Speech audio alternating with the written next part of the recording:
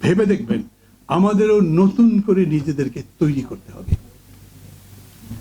নতুন করে তৈরি করার মানে হচ্ছে এই যে নুরুল হক নূর বলল না যে সে সভা করতে গেছে, সেই সভার মধ্যে বাধা দিচ্ছে বিএনপি।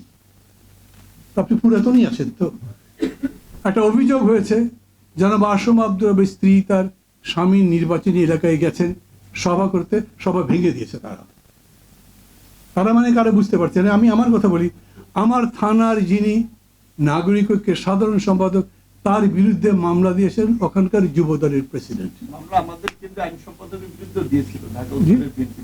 না, আমার ওইখানে 5 জনের নামে মামলা দিয়েছে। একজন নিরীহ মানুষ যে আমাকে সমর্থন করে, হ্যাঁ, তাকে এখন জেলে দিয়েছে, গতকালকে তার বেল করানো গেছে। আমি বলছি বদলানো মানে ওনাকেও বদলাতে হবে, আমাকে বদলাতে হবে। আপনি যদি না বদলাই, রাজনীতি যদি না বদলাই, তাহলে কিন্তু সমাজ বদলাবে না।